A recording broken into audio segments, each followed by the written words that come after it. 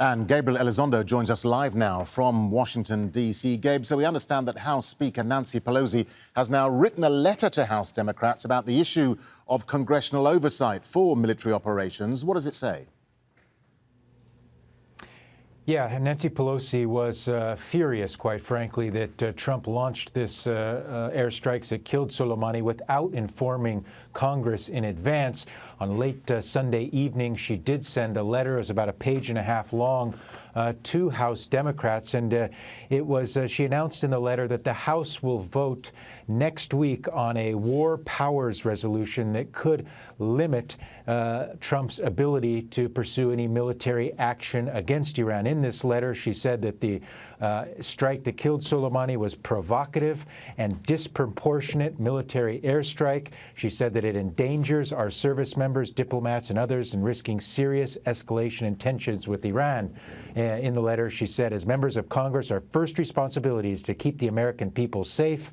For this reason, we are concerned that the administration took this action without the consultation of Congress and without the respect for Congress's war powers granted to it in the Constitution. So you can expect some action on Capitol Hill and in the House of Representatives this week as the Democrats and the powerful Speaker of the House try to hold Trump to account for his actions there. The Democrats in the House are also wanting to get more information on the justification that the administration says that they have, the intelligence that the administration says that they have on why they thought that this strike killing Soleimani was so necessary and the so-called imminent threat that Soleimani posed. So expect to see some political wrangling on Capitol Hill this week here in Washington. Yeah, Gabe, and meanwhile, President Trump has been threatening to sanction Iraq and also insists he may hit Iran's cultural sites. What more has he been saying there?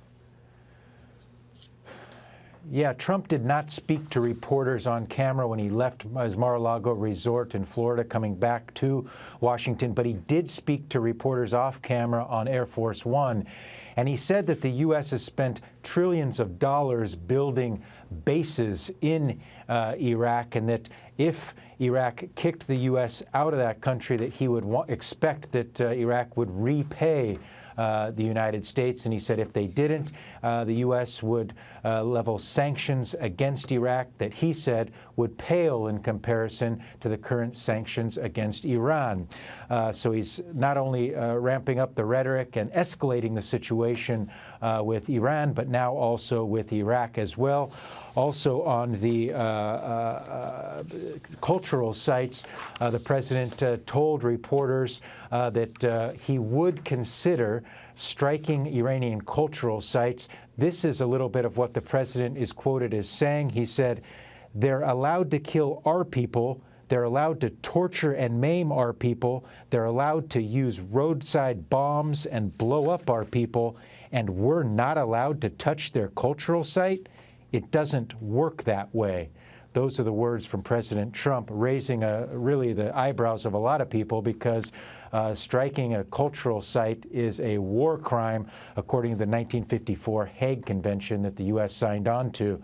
It should be noted that the UN has identified 24 locations in Iran that are UNESCO World Heritage Sites. So Trump really threatening not only Iraq with these sanctions, but also threatening Iran as well on multiple levels, should Iran decide to retaliate against the United States.